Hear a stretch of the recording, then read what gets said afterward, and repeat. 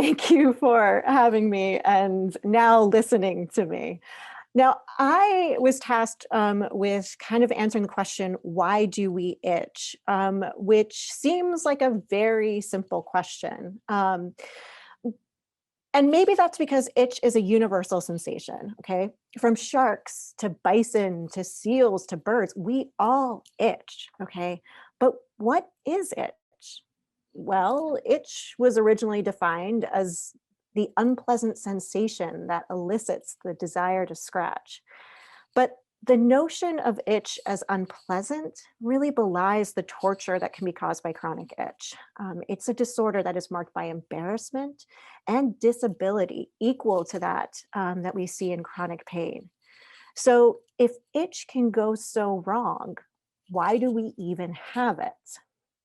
And back looking at the spectrums of beneficial to harmful that Ruslan mentioned with allergies, if we think about this in terms of itch, we can think of the beneficial side of things being the removal of parasites and toxins, okay? But on the other side, we have chronic itch, which is the harmful response. But is this really it? Is itch just a binary system with removal of bugs on one side and disabling chronic itch on the other? We wanted to know if there was another role for itch. And what's interesting is that, as we all know, itch is associated with a wide variety of allergic reactions. And so we were interested to see if itch could have anything to do with allergies, with initiating allergies, with starting allergies. And we got a clue that there might be something here. There might be something more to itch when we zoomed in on the skin and actually saw that these itch sensing neurons, shown really in this pretty yellow, were co-localizing, or in the same place at the same time with the allergy-inducing dendritic cells, okay? And these cells, called dendritic cells, are the cells that are responsible for initially starting an allergic immune response. So could these be related? Could itch somehow be involved in starting up the allergic immune response? And in work that was recently published by my lab, supported by FASI and summarized here, we found that that was actually the case. We found that itch is really intimately connected to the initiation of the allergic response. What we found is that allergens like dust mites and pollens, environmental allergens, directly activate itch-inducing neurons, leading to the sensation of itch, as well as the release of a neuropeptide called substance P. This neuropeptide then activates those initiating cells of the innate immune system, dendritic cells, to start up the allergic immune response, thus really tying itch with the initiation of allergic immunity. So then this work shows us that in between the clearly beneficial response of parasite removal and the clearly harmful response of chronic itch lies itch as an immune activator. But we know that not all allergic immunity is the same. As Ruslan mentioned, allergic immune responses can be beneficial if it means the degradation of harmful toxins. However, it's clearly harmful when it's targeted against many of the foods that we eat on a daily basis and against environmental proteins. So we were interested in understanding how the body decides where to set this dial, where to be on the spectrum, where to start the immune response. Should we start it only to venoms, or should we start it to these less toxic type of agents? But first, you may be asking yourself, why are we even talking about itch and skin responses when we should be talking about food allergies?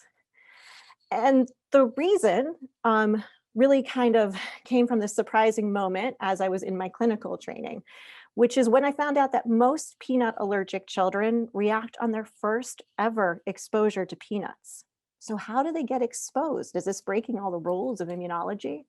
Well, no. Skin exposure can promote whole body allergies. Skin exposure to foods can promote food allergies. In fact, we know that exposure to peanut protein in household dust more than doubles your risk of developing a peanut allergy. So the skin and the itch sensing neurons in it can play an important role in food allergy, just like you can get exposed and sensitized in the gut. And interestingly, just like environmental allergens, we found that certain substances from foods, from oats and nightshades, things like eggplants, can directly activate these same itch sensing neurons to release that neuropeptide substance P and start up the immune response to allergens. So we see this happening in real time in our lab. So, coming back to what the function of itch is and how we can control the style, we really wanted to know what controls where you are on this gradient so that hopefully we can figure out how to shift it. Okay. So, how did we go about this? Well, I looked at my patients. Okay. I looked at my patients that I get to see. And there were a couple patients that really stuck out. And those are the patients with atopic dermatitis. And like all of us, those who are experiencing normal aging and seeing how allergies change with normal aging. So I'm going to take you through both of these and tell you some of the questions that we're answering based on, or questions that we're asking based on these diseases. So atopic dermatitis is the rashy and allergic form of eczema, and it's characterized by a hyperreactive itch to allergens. And what I mean by that is that the same allergic stimulus that may cause no response in healthy skin will cause an itch response in patients with atopic dermatitis. And this is because the skin of atopic dermatitis is chock full of allergen specific Th2 cells. Okay. These are those allergy cells that pump out growth factors and cytokines that permit and even lower the threshold of neuronal activation to allergens. So, our question was, could a similar system, an innate system, play the same role at baseline, make one person more likely to develop allergies than somebody else? Could there be a cell that could alter the responsiveness of neurons to allergens? And what we found was that if we looked at the itch response in mice that were missing a poorly understood type of T cell called a gamma delta T cell, they lost their itch response to allergens. They just didn't respond to them. Now, gamma delta T cells are thought to be pretty homogeneous in the skin or homogeneous in the skin, just one population. But we turned to single cell RNA-seq and found that there were three very specific and distinct populations of gamma delta T cells in the dermis in the skin. Okay. Now, this is interesting because all we know about gamma delta T cells is that they seem to be involved in fungal infections. But what about allergies? And the cool thing that we noticed was that if we looked at a specific receptor that was on two of these populations, we saw that they were lighting up with this receptor called CCR8. Now, it doesn't matter necessarily what CCR8 is, but what matters is that CCR8 is expressed on cells involved in allergic immune responses. And when we eliminated the gamma delta T cells that were expressing CCR8, this group right here, we lost the allergen induced itch as well as the allergic immune initiation. Although we still don't know what factors these cells are secreting to prime sensory neurons, we now know that a previously undescribed population of gamma delta T cells in the skin plays a role in shifting our sensitivity to allergens.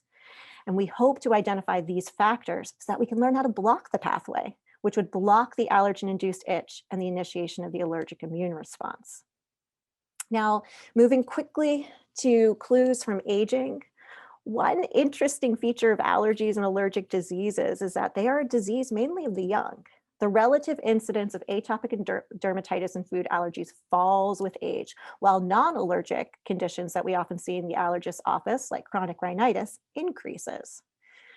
So what happens during aging to decrease our ability to form and maintain allergies? And more importantly, can we exploit this to think of new therapies to treat established allergies?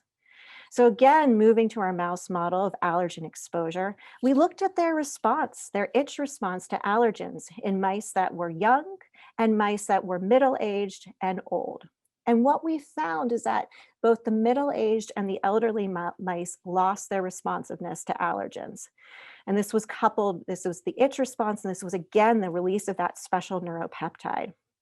And interestingly, it was coupled with a complete loss in their ability to form strong allergic immune responses. So what's driving this? What's driving this change in our sensory neurons? Surprisingly, we found that normal aging was marked by an inflammatory response, specifically at the site of the sensory neuron cell bodies. Okay, this caused the neurons to lose their responsiveness to allergens, and what you can see is the invasion of these inflammatory immune cells, specifically of this type called Th1 that secretes a lot of pro-inflammatory cytokines. But what was interesting about this influx and their action and their activity on the neurons is that they weren't killing them and they weren't changing them irreversibly.